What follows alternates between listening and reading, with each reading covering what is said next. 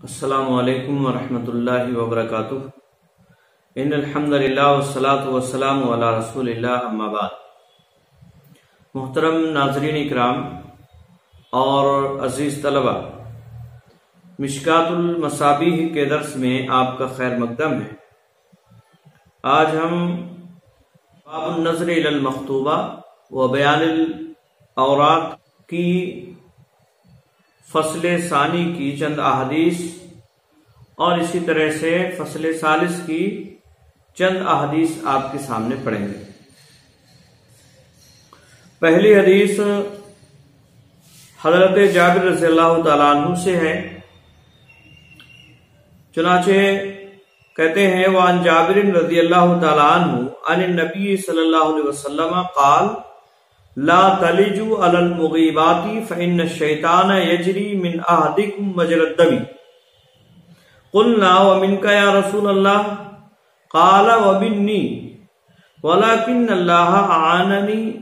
علیہ فاسلم یا فاسلم رواہ الترمذی۔ حضرت جابر رضی اللہ تعالیٰ عنہ کی حدیث پڑھی گئی آپ کے سامنے۔ کہتے ہیں حضرت جابر رضی اللہ تعالیٰ عنہ نبی اکرم صلی اللہ علیہ وسلم سے روایت کرتے ہوئے کہ آپ صلی اللہ علیہ وسلم نے ارشاد فرمایا لا تلجو علی المغیبات، ولجا یلجو سے لا تلجو جمع مذکر حاضر کا صیغہ ہے، فعل نہیں ہے، یعنی تم داخل نہ ہو۔ لا تلجو تم داخل نہ ہو علی المغیبات، مغیبات پر۔ مغیبت ان کی جمع ہے، اس سے پہلے یہ لفظ گزرا ہے، اور ایسی عورت کو کہتے ہیں جس کا شوہر گھر پر موجود نہ ہو، یعنی جس کا شوہر ابھی گھر پر موجود نہیں ہے، سفر وغیرہ میں گیا ہے، جہاد وغیرہ کرنے کے لیے گیا ہے، فوجی ہے، تو ایسی عورتوں پر داخل نہ ہو، یہ آپ صلی اللہ علیہ وسلم نے ارشاد فرمایا۔ آگے آپ نے فرمایا فَإِنَّ الشَّيْطَانَ يَجْرِي مِنْ أَحَدِكُمْ، کہ بے شک شیطان تم میں سے کسی کے دوڑتا ہے، فَإِنَّ الشَّيْطَانَ يَجْرِي مِنْ أَحَدِكُمْ، بے شک شیطان دوڑتا ہے تم میں سے کسی کے، مجرى الدم، خون کے دوڑنے کی طرح سے، مجرى الدم، خون کے دوڑنے کی طرح سے، یعنی تمہارے اندر شیطان ایسے دوڑتا ہے جیسے خون دوڑتا ہے، خون کے دوڑنے کی طرح سے شیطان دوڑتا ہے جسم کے اندر۔ یہاں جو حدیث میں شیطان کے دوڑنے کی بات کہی، یا تو یہ حقیقی طور پر کہ اللہ رب العالمین نے انسان کے جسم کے اندر اسے گھسنے کی طاقت دی ہے اور وہ چلا جاتا ہے، داخل ہو جاتا ہے، اور خون کے دوڑنے کی طرح سے وہ دوڑتا ہے، اور جس طرح سے چاہتا ہے اسے پریشان کرتا ہے، شکوک و شبہات میں مبتلا کر دیتا ہے۔ اور یہ اللہ رب العالمین نے اس لیے کیا ہے کیونکہ اس نے قیامت تک ابن آدم کو بہکانے کے لیے مہلت طلب کی تھی اللہ رب العالمین سے، وہ بہکانا چاہتا تھا۔ اللہ رب العالمین نے بھی اس سے یہ کہا کہ میرے مومن بندے جو نیک اور صالح بندے ہوں گے وہ بہکیں گے نہیں، تیرے کہے میں نہیں آئیں گے، لہذا یہ ایک امتحان کے طور پر ابن آدم کے ساتھ شیطان کا معاملہ رکھا گیا ہے، اور اس میں کوئی قباحت کی بات نہیں، حقیقی معنی اس کا یہی لیا جائے تو۔ اسی طرح سے بعض لوگوں نے یہ بات بھی کہی ہے کہ یہ مجازن ہے، اور مطلب حدیث کا یہ ہے کہ شیطان خون کی طرح سے دوڑتا ہے، یعنی اس کے وسوسے شیطان کے انسان کے ذہن و دماغ اور اسی طرح سے دل و دماغ میں اس کے ہمیشہ ہر وقت وہ ڈالتا رہتا ہے، لیکن پہلا اور حقیقی معنی اس میں لیا جائے تو کوئی حرج کی بات نہیں ہے۔ بہرحال اللہ کے نبی صلی اللہ علیہ وسلم نے یہ حکم دیا کہ اجنبی عورتیں جن کے شوہر غائب ہیں، وہ ان کے شوہر موجود نہیں ہیں، ان پر داخل نہ ہو۔ کیوں؟ اس لیے کہ اگر ان کے پاس جاؤ گے وہ تنہا ہوں گی، تو ایسی صورت میں اس سے پہلے روایت گزری کہ شادی شدہ ہونے کی وجہ سے ان پر خطرات زیادہ ہیں، وہ خطرات زیادہ ہیں ان پر، اس وجہ سے یہ خاص طور سے حکم دیا گیا ہے ورنہ اگر عورتیں شوہر والی نہیں ہیں، یعنی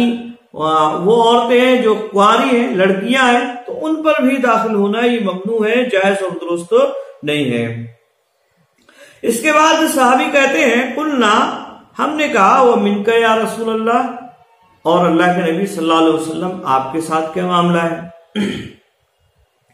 یعنی شیطان ہمارے ساتھ خون کے دوڑنے کی طرح سے دوڑتا ہے، تو آپ کا کیا معاملہ ہے؟ کیا آپ کے ساتھ بھی ایسے ہی ہے معاملہ؟ یعنی آپ کے ساتھ بھی شیطان لگا ہوا ہے اور آپ کے ساتھ بھی شیطان دوڑتا ہے؟ وقال، تو آپ نے فرمایا ومنی، اور میرے ساتھ بھی ہے، یعنی میرے ساتھ بھی شیطان ہے۔ اللہ رب العالمین نے آزمائش کے لیے میرے ساتھ بھی اسے رکھا تھا اور وہ میرے ساتھ بھی لگا ہوا ہے۔ وَلَكِنَّ اللَّهَ، لیکن اللہ رب العالمین نے، وَلَكِنَّ اللَّهَ، یا تو اسے تشدید کے ساتھ لیکن نہ پڑھیں یا لیکن بھی پڑھ سکتے ہیں، تو کہتے ہیں وَلَكِنَّ اللَّهَ، لیکن اللہ رب العالمین نے اعاننی علیہ، میری مدد فرمائی ہے اس پر۔ اعاننی، اللہ رب العالمین نے میری مدد فرمائی ہے اس پر۔ اللہ رب العالمین اپنے نیک اور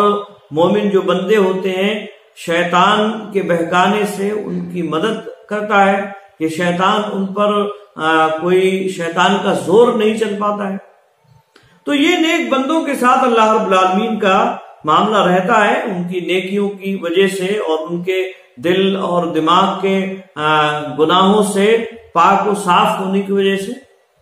تو یہ اللہ کے نبی صلی اللہ علیہ وسلم کے ساتھ خصوصی معاملہ۔ مزید یہ ہوا کہ آپ صلی اللہ علیہ وسلم شارح، شریعت کے شارح ہیں، شریعت کی شرح کرنے والے ہیں، اور آپ پر وحی نازل ہو رہی ہے، لہذا اگر آپ پر شیطان کا زور چل جائے گا تو پھر ایسی صورت میں آپ جو ہے یہ دین اور شریعت جو ہے مشکوک ہو جائے گا۔ اس لیے اللہ رب العالمین نے مدد فرمائی، اور آپ پر جو جادوگر لوگ تھے یا شیطان وسوسے ڈالنے کی جو کوشش کرتا ہے، اس کی بنیاد پر آپ پر ان کا کوئی زور نہیں چلا۔ جادوگروں نے جادو بھی کیا صلی اللہ علیہ وسلم پر، لیکن اللہ رب العالمین نے اس کے ذریعے سے آپ کی حفاظت فرمائی۔ تو اسی خاص مدد کا یہاں اللہ کے نبی صلی اللہ علیہ وسلم نے ذکر فرمایا کہ فَأَعَانَنِي عَلَيْهِ، اللہ رب العالمین نے میری اس پر مدد فرمائی، یعنی اللہ رب العالمین کی مدد ہے میرے ساتھ، اور وہ مجھے وسوسوں میں نہیں ڈال پاتا ہے۔ فَأَسْلَمَ، پس وہ اسلام قبول کر لیا ہے، یعنی میرا مطیع و فرما بردار ہو گیا ہے۔ ماضی کے سیغے کے ساتھ پڑھیں گے، اور یہ بھی بعض روایات میں منقول ہوا ہے کہ فَأَسْلَمَ، پس وہ میرا مطیع و فرما بردار ہو گیا ہے۔ بعض روایات میں اس بات کی بھی وضاحت ہے کہ وہ مجھے حکم نہیں کرتا ہے، یعنی مجھے نہیں بتاتا ہے مگر بھلی اور اچھی بات۔ تو یہ فَأَسْلَمَ اگر پڑھیں تو یہ معنی ہوگا۔ اسی طرح سے اسے مضارع متکلم بھی پڑھ سکتے ہیں، فَأَسْلَمُ، میں اس سے محفوظ ہو گیا ہوں، یعنی وہ میری اللہ رب العالمین نے مدد فرمائی ہے، بس میں اس سے محفوظ ہو گیا ہوں، اب میرے اوپر اس کا کوئی زور نہیں چلتا ہے۔ رواہ ترمذی، اس کو امام ترمذی نے روایت کیا ہے۔ یہ حدیث اس بات کی دلیل ہے کہ عورتیں جو خاص طور سے جن کے شوہر ان کے پاس موجود نہیں ہیں، ان کے پاس اجنبی مردوں کا داخلہ یہ ممنوع ہے، حرام ہے، جائز اور درست نہیں ہے۔ کیوں؟ اس لیے کہ عام اوقات میں ان پر آنا جانا یہ زیادہ فتنے کا باعث ہوتا ہے۔ حالانکہ اور جو عورتیں ہیں یا لڑکیاں ہیں جو بالغاہ ہیں، کنواری، ان کے پاس آنا جانا بھی یہ خطرے سے خالی نہیں ہے، لیکن یہاں یہ تغلیباً ذکر کیا ہے۔ ایسا نہیں ہے کہ مغیبات پر داخل ہونا ممنوع ہو اور جو شوہر والی ان کے شوہر موجود ہوں یا کنواری لڑکیاں ہوں ان پر داخلہ جائز اور درست ہو، ایسا نہیں ہے، بلکہ ان پر بھی داخلہ ممنوع ہے اور ان کے پاس آنا جانا اجنبیوں کا یہ جائز اور درست نہیں ہے، خاص طور سے تنہائی میں۔ لیکن ان پر خطرات زیادہ ہیں، اس لیے خاص طور سے ان کا ذکر اللہ کے نبی صلی اللہ علیہ وسلم نے فرمایا ہے۔ دوسری حدیث ہے وعن انس رضی اللہ تعالی عنہ ان نبی صلی اللہ علیہ وسلم اتا فاطمہ بعبد قد وهبه لها وعلى فاطمة ثوب اذا قنعت به راسها لم يبلغ رجليها واذا غطت به رجليها لم يبلغ راسها فلما رأى رسول الله صلى الله عليه وسلم ما تلقى قال انه ليس عليك بأس انما هو ابوك وغلامك رواہ ابو داؤد۔ حضرت انس رضی اللہ تعالیٰ عنہ سے مروی ہے، وہ کہتے ہیں کہ نبی اکرم صلی اللہ علیہ وسلم نے ارشاد فرمایا، کہتے ہیں ان نبی صلی اللہ علیہ وسلم اتا فاطمہ بعبد، کہ نبی اکرم صلی اللہ علیہ وسلم آئے، اتا مطلب آئے آپ صلی اللہ علیہ وسلم فاطمہ رضی اللہ تعالیٰ عنہ کے پاس بعبدن ایک غلام کے ساتھ۔ یہاں جو ہے بے عبدن یعنی غلام کے ساتھ آئے، اس کا متعلق جو ہے یہ عطا ہے، یعنی آپ صلی اللہ علیہ وسلم آئے فاطمہ رضی اللہ تعالیٰ عنہ کے پاس ایک غلام کے ساتھ، یعنی غلام لائے۔ اسی لیے ترجمہ اس کا کیا جائے گا اللہ کے نبی صلی اللہ علیہ وسلم حضرت فاطمہ کے پاس ایک غلام لائے۔ عطا کا صلہ جب با آتا ہے تو لانے کے معنی میں گویا کہ وہ ہو جاتا ہے۔ تو حضرت فاطمہ کے پاس اللہ کے نبی ایک غلام لائے، قد وہبہ جسے آپ نے ہبہ کیا تھا، جس غلام کو آپ نے ہبہ کیا تھا، لہا ان کے لیے یعنی حضرت فاطمہ رضی اللہ تعالیٰ عنہ کے لیے، یعنی جس غلام کو آپ نے ہبہ کیا تھا حضرت فاطمہ رضی اللہ تعالیٰ عنہ کے لیے۔ اس کے بعد کہتے ہیں وَعَلَى فَاطِمَةَ ثَوْبٌ، اور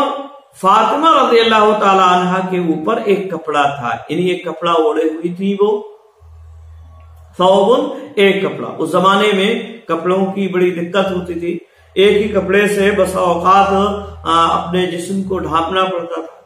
ایک چادر بڑی ہے اسی سے اپنے جسم کو سر کو یا اسی طرح سے اپنے سطر کو چھپانا پڑ رہا ہے۔ تو ایسے ہی حضرت فاطمہ رضی اللہ تعالی عنہ کا معاملہ تھا، وَعَلَى فَاطِمَةَ ثَوْبٌ، اور حضرت فاطمہ رضی اللہ تعالی عنہ کے اوپر ایک کپڑا تھا، اذا قنعت به، قنع باب تفعیل سے ہے، جب وہ چھپاتی تھی بھی اس کے ذریعے سے، یعنی اس کپڑے کے ذریعے سے جب وہ چھپاتی تھی راسہا اپنے سر کو، لم یبلغ رجلیہا تو وہ پیر تک نہیں پہنچتا تھا، یعنی اتنا کشادہ نہیں تھا کہ اس سے سر اور پیر دونوں چھپ جائیں۔ تو انہوں نے کہا، کہتے ہیں راوی کہ جب وہ اس کپڑے کے ذریعے سے اپنے سر کو چھپاتی تھی، لم یبلغ رجلیہا تو وہ ان کے دونوں پیروں تک کو نہیں چھپاتا تھا، وَإِذَا غَطَّتْ بِهِ رِجْلَيْهَا اور جب اس سے اپنے دونوں پیروں کو چھپاتی تھی ڈھانپتی تھی، لم یبلغ راسہا تو وہ ان کے سر تک نہیں پہنچتا تھا۔ تو اللہ کے نبی صلی اللہ علیہ وسلم نے دیکھا کہ ان کے ساتھ جو کیفیت انہیں لاحق ہوئی، جو کیفیت ان پر طاری ہوئی، اس کو اللہ کے نبی صلی اللہ علیہ وسلم نے دیکھا۔ تو کہتے ہیں فَلَمَّا رَأَى رسول اللہ صلی اللہ علیہ وسلم مَا تَلْقَى، پس رسول اللہ صلی اللہ علیہ وسلم نے اس کو دیکھا جو انہیں پہنچا، یعنی جو لاحق ہوا، جو ان سے ملا، یعنی جو کیفیت ان پر لاحق ہوئی وہ اللہ کے نبی صلی اللہ علیہ وسلم نے دیکھی کہ یہ جو ہے پریشان ہے، کبھی سر چھپا رہی ہیں، کبھی پیر چھپا رہی ہیں، کبھی پیر کھل جا رہے ہیں تو سر چھپا ہوا ہے، اور سر کھلا ہوا ہے تو پیر چھپے ہوئے۔ تو یہ کیفیت اللہ کے نبی صلی اللہ علیہ وسلم نے دیکھی تو آپ نے فرمایا، قال آپ نے فرمایا، انہو لیس علیکی بے شک تمہاری اوپر نہیں ہے، باسن کوئی حرج، باسن مطلب کوئی حرج، انہو لیس علیکی بے شک نہیں ہے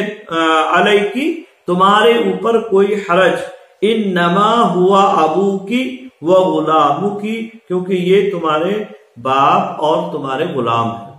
یعنی تمہارا غلام ہے یہ اور تمہارے باپ۔ رواہ ابو داؤد، اس کو امام ابو داؤد نے روایت کیا، یعنی محرم ہے، اللہ کے نبی صلی اللہ علیہ وسلم خود ہیں اور یہ تمہارا غلام ہے۔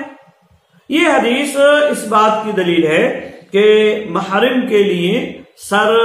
یا اسی طرح سے پیر یا پنڈلی وغیرہ کا دیکھنا یہ جائز ہے. اور اس سے پہلے یہ بات بتائی جا چکی ہے کہ عورت کا سطر محارم کے لیے اس کی ناف سے نیچے سے لے کر گھٹنوں تک کا حصہ ہے، محارم کے لیے خاص طور سے. اور باقی اجنبی ہے تو اجنبیوں کے لیے پورا ہی جسم اس کا پردہ ہے، اسے پردہ کرنا ہے. البتہ یہاں غلام کے تعلق سے بھی یہ بات معلوم ہوئی کہ غلام کے لیے بھی عورت یعنی اس کی مالکہ، غلام کی مالکہ جو ہے یہ محارم کی طرح سے ہے. اس حدیث سے بعض علماء نے یہ دلیل پکڑی ہے اور یہ بات کہی ہے کہ غلام کے لیے بھی اب محارم ہی کی طرح سے عورت ہے، لہذا محارم کے لیے جو سطر ہے عورت کے جسم میں سے وہی غلام کے لیے ہے، اور یہ حدیث اس بات کی دلیل ہے. جبکہ بعض دوسرے علماء اس بات کے قائل ہیں کہ غلام کے لیے جو مالکہ ہے اس کے جسم کا کوئی بھی حصہ سوائے ہاتھ یا صرف چہرہ ہی وہ دیکھ سکتا ہے، وہ بھی مجبوری میں جیسے عام حالات میں کسی اور اجنبی مرد کے لیے جائز اور درست ہے، کیونکہ وہ بھی اجنبی میں سے ہے اور وہ محارم کی طرح سے نہیں ہے. یہ بعض دوسرے علماء اس بات کے قائل ہیں. اور جہاں تک اس حدیث کا معاملہ ہے تو اس حدیث میں اس بات کی وضاحت نہیں ہے، کیونکہ ممکن ہے یہ غلام چھوٹے رہے ہوں، لفظ غلام بھی اس بات پر دلالت کرتا ہے، یعنی بالغ نہ ہوئے ہوں. لفظ غلام جو یہاں استعمال ہوا ہے وہ بھی اس بات پر دلالت کرتا ہے کہ یہ ممکن ہے کہ یہ بالغ نہ رہے ہوں، یا غیر اولی الاربا میں سے ہوں، یعنی جن کے اندر اس طرح کی طاقت نہیں ہے ان میں سے رہے ہوں. تو اللہ کے نبی صلی اللہ علیہ وسلم نے خصوصی طور پر حضرت فاطمہ رضی اللہ تعالی عنہ کے لیے یہ اجازت مرحمت فرمائی. تو جو لوگ اس بات کے قائل ہیں کہ غلام محارم کی طرح سے نہیں ہے وہ اس حدیث کا یہ جواب دیتے ہیں، یعنی اس میں صراحت موجود نہیں ہے. جبکہ اور جو دوسری روایات ہیں ان میں آپ صلی اللہ علیہ وسلم نے جو ہے اجنبی مرد کے لیے عام طور سے حکم دیا ہے کہ وہ پردہ ہے، ان سے پردہ کیا جائے. تو آئی بات میں اسی طرح سے وہ روایت جس میں ایک عورت نے چھوٹے غلام تھے، بچے تھے، تو بچپنے ہی سے وہ ان کے پاس رہے، صحابیہ کے پاس. اب وہ بڑے ہو گئے تو ان کے شوہر کو اس سے اعتراض ہونے لگا. آئے اللہ کے نبی صلی اللہ علیہ وسلم کے پاس اور کہا کہ ایسے ایسے معاملہ ہے، یہ بچپنے سے ہمارے ساتھ رہے، اب یہ آنا جانا کرتے ہیں تو ہمارے شوہر کو اس سے تکلیف ہوتی ہے، اب کیا کیا جائے اللہ کے نبی صلی اللہ علیہ وسلم. تو آپ صلی اللہ علیہ وسلم نے انہیں فرمایا کہ تم ایسا کرو کہ انہیں دودھ پلا دو. اور انہوں نے کٹورے وغیرہ میں بھر کے اپنا نکال کے دودھ انہیں پلا دیا، اور اس سے رضاعت کا ثبوت ہوا اور رضائی بیٹے وہ بن گئے، ان کے رضائی بیٹے ہو گئے. اب یہاں بات یہ کہ اگر وہ غلام کا محارم کی طرح سے، اگر غلام محارم کی طرح سے، تو اس طرح کی کام کرنے کی کیا ضرورت تھی، انہیں دودھ پلانے کی مزید کیا ضرورت تھی. اللہ کے نبی صلی اللہ علیہ وسلم کہہ رہے تھے کہ یہ تو تمہارے غلام ہے. تو ان ساری روایات کی بنیاد پر یہی بات کہی جائے گی کہ غلام جو ہے یہ محارم کی طرح سے نہیں ہے، یعنی اس سے جو ہے اجنبی ہی کی طرح سے ہے، اور وہ جو ہے اس سے پردہ کیا جائے گا، وہ اجنبی ہے. اور اسی بنیاد پر اس سے رشتہ کرنا، اگر وہ آزاد کر دے غلام کو، اگر وہ آزاد کر دیتی ہے تو اس سے رشتہ کرنا یعنی نکاح کرنا یہ عورت کے لیے جائز اور درست ہو جاتا ہے. تو صحیح بات اس سلسلے میں یہی ہے کہ غلام جو ہے وہ اجنبی مرد ہی کی طرح سے ہے. رہی بات اس حدیث کی تو اس میں اس بات کی وضاحت نہیں ہے. ممکن ہے یہ چھوٹے رہے ہوں، بالغ نہ ہوں، اور یا پھر غیر اولی الاربا میں سے رہے ہوں. اللہ کے نبی صلی اللہ علیہ وسلم نے خصوصی طور پر حضرت فاطمہ رضی اللہ تعالیٰ عنہ کو اس بات کی اجازت فرما دی. رواہ ابو داؤد، اس میں امام ابو داؤد نے روایت کیا ہے. الفصل الثالث، یہاں جو ہے یہ تیسری فصل ہے، اور تیسری فصل میں پہلی حدیث عن ام سلمۃ رضی اللہ تعالی عنہا نبی صلی اللہ علیہ وسلم کان عندها وفی البیت مخنث فقال لعبد الله بن ابی امیہ اخی ام سلمہ رضی اللہ تعالی عنہ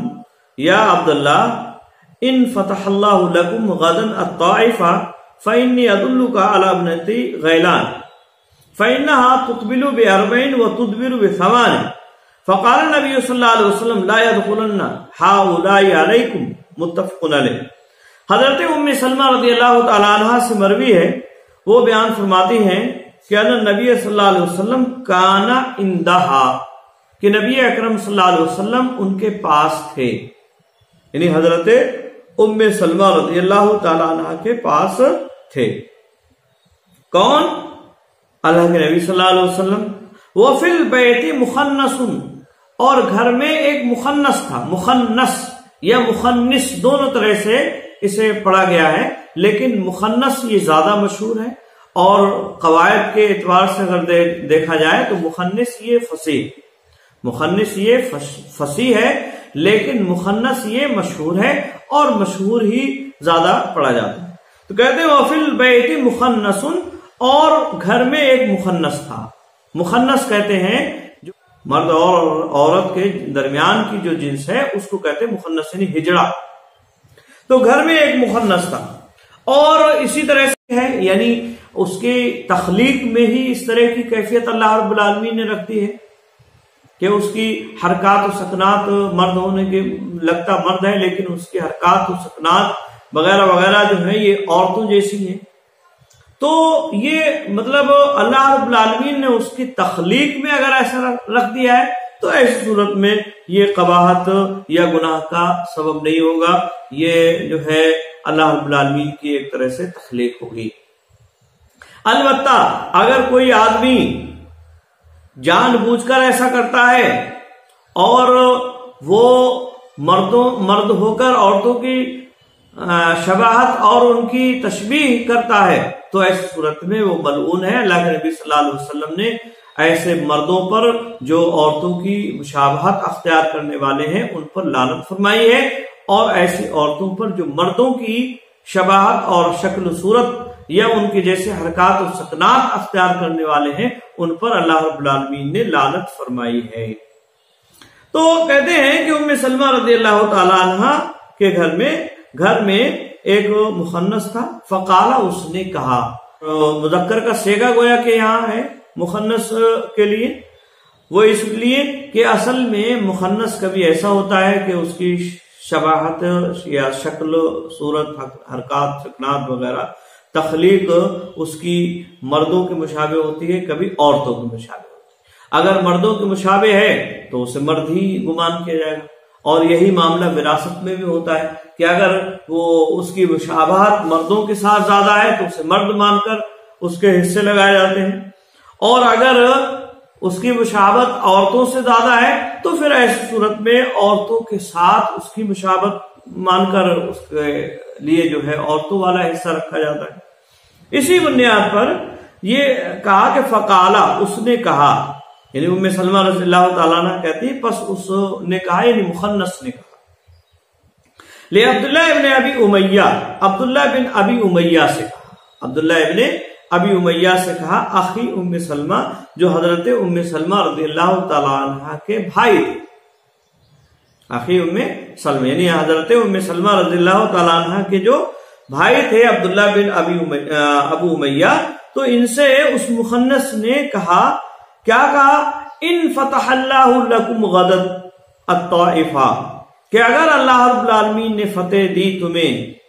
ان فتح اللہ لکم، اگر اللہ رب العالمین نے تمہیں فتح عطا فرمائی، غدن کل سے مراد کیا ہے، مستقبل، یعنی زمانے مستقبل میں آگے۔ اصل میں بات یہ ہے کہ کافروں سے جنگ اور ان سے غزوے کرنے کی باتیں چلی رہی ہیں، ان سے جہاد کرنے کے لیے جو ہے لڑنے کی باتیں چلی رہی تھی، کیونکہ وہ ظلم اور زیادتی کیے ہوئے تھے مسلمانوں پر، عہد و پیمان انہوں نے توڑ رکھے تھے۔ تو اس بنیاد پر یہ بات اصل میں آئی۔ اور اسی میں طائف جو مکہ کے قریب میں بڑا شہر تھا اس کے اوپر حملہ کرنے کی بھی باتیں چل رہی، تو اسی کو اس مخنث نے کہا ان فتح اللہ لکم، کہ اگر اللہ رب العالمین نے تمہیں فتح عطا فرمائی، غدن یعنی مستقبل میں، غدن یعنی مستقبل میں، الطائف طائف پر یعنی اس کے جو قلعہ ہے طائف کا، اس پر اگر اللہ رب العالمین نے تمہیں فتح عطا فرمائی، فإنی أدلک علی ابنتی غیلان، تو میں تمہاری رہنمائی کروں گا، فإنی أدلک، اے عبداللہ تو میں تمہاری رہنمائی کروں گا، علی ابنتی غیلان، غیلان کی لڑکی پر، غیلان کی لڑکی پر، ایک آدمی ہے غیلان، یہ طائف میں رہتے تھے، تو ان کی لڑکی پر میں تمہاری رہنمائی کروں گا کہ یہ جو ہے وہ ہے فلاں ہے،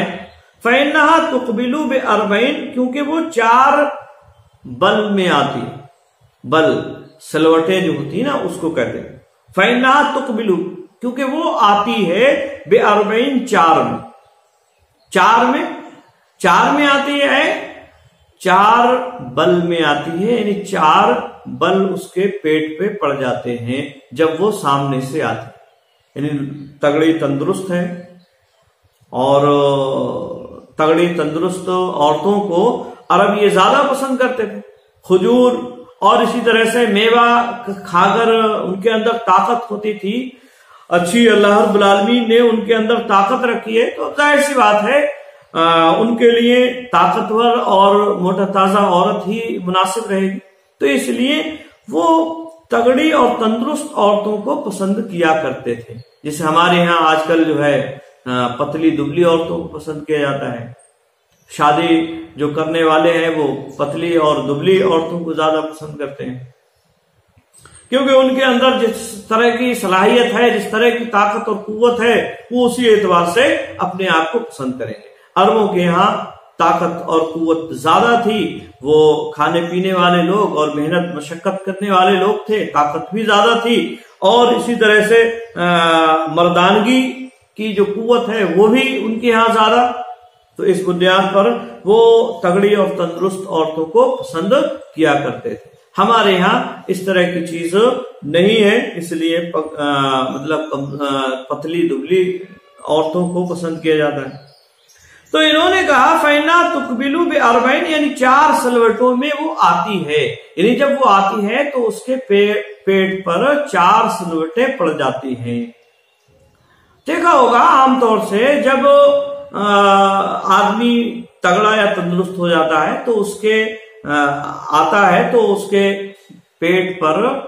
4 سلوٹیں یا سلوٹیں پڑ جاتی ہیں، پیٹ پر سلوٹیں پڑ جائیں گی، موٹا تازی ہوگا تو اسی اعتبار سے ایک ادھر وہ پڑ جاتی، تو 4 ہوتی ہے۔ آپ نے فرمایا کہ 4، یہ اس مخنث نے عبداللہ ابن ابی امیہ رضی اللہ تعالیٰ عنہ سے کہا کہ جب وہ آتی ہے تو اس کے 4 سلوٹیں پڑ جایا کرتی ہیں۔ وَتُدْبِرُ بِثَمَانٍ، اور جب وہ واپس جاتی ہے، یعنی پیچھے سے اگر اسے دیکھا جائے جاتے ہوئے، تو وہ 8 میں جاتی ہے، یعنی 4 میں آتی ہے اور 8 سلوٹوں میں یا 8 بل میں جاتی ہے۔ 8 میں کیسے؟ یعنی اگر 4 پڑیں گی تو ظاہر سی بات ہے پیچھے سے کوک کی طرف سے وہ 4 دکھائی دیں گی، 4 ادھر اور 4 اس سائڈ میں، 4 داہنی 4 بائیں طرف، تو یہ 4 ملا کر کتنے ہو گئے؟ 8 ہو گئے۔ یہ آدمی حضرت عبداللہ ابن ابی امیہ رضی اللہ تعالیٰ عنہ سے بیان کر رہا ہے کہ میں